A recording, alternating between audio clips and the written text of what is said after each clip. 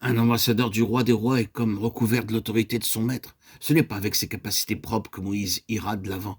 Ce n'est pas non plus comme ancien prince royal de la maison d'Égypte. Il y a 40 ans qu'il a quitté la cour de Pharaon. Sa vie d'alors appartient à un lointain passé. Dans le messager qu'il choisit, Dieu ne recherche pas l'influence que celui-ci pourra exercer du fait d'une haute situation ou de puissantes relations.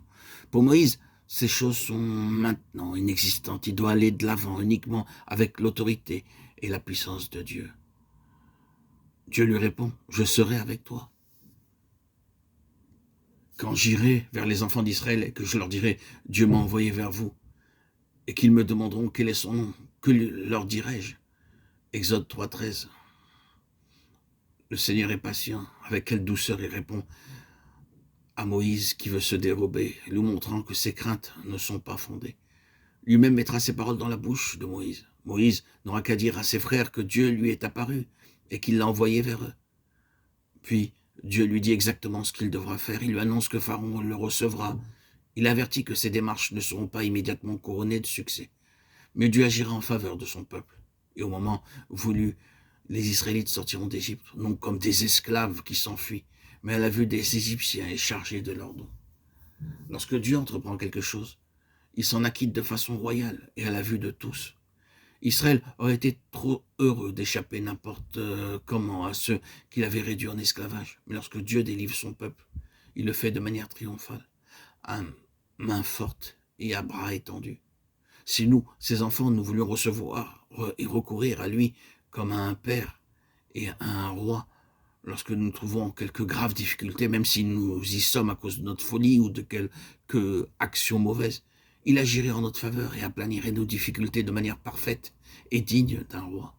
Déjà, Dieu a répondu à 2 des objections que Moïse met en avant, mais Moïse n'est pas encore satisfait et il ne peut considérer sans trembler ce que Dieu demande de lui. Peut-être évoque-t-il en cet instant le souvenir désagréable de ces Hébreux que certains jours il essaya de délivrer par ses propres moyens et qui lui dirent qui t'a établi juge sur nous. L'adversaire veille à ce que nous n'oublions pas un certain moment pénible, critique, et il les ramène à notre cœur aux heures difficiles. Cet épisode de la vie d'autrefois avait fait une profonde blessure à Moïse, qui était de nature sensitive, douce, mais aussi ardent. Et l'ennemi le savait. Puis, plus il en coûte de se porter au secours des autres, plus il est douloureux de voir ce secours rejeté. Seules certaines natures peuvent comprendre ce que ressentit Moïse lorsqu'il vit l'espérance qu'il caressait rejetée, foulée aux pieds, et que, terrifié, il s'enfuit d'Égypte.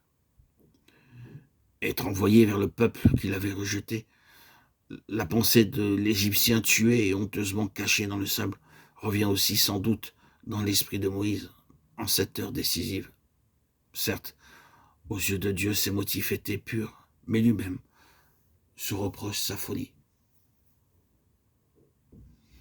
Il ne fallait pas que le moindre doute, la moindre incertitude subsistassent dans le cœur de Moïse. La foi est le chaînon qui relie le néant, l'impuissance de l'homme, à l'omnipotence de Dieu. Si vous aviez la foi, dira plus tard le Seigneur, rien ne vous serait impossible. Ayez la foi de Dieu. Quiconque dira à cette montagne, soulève-toi et jette-toi dans la mer, s'il ne doute pas dans son cœur, ce qu'il dira lui sera accordé.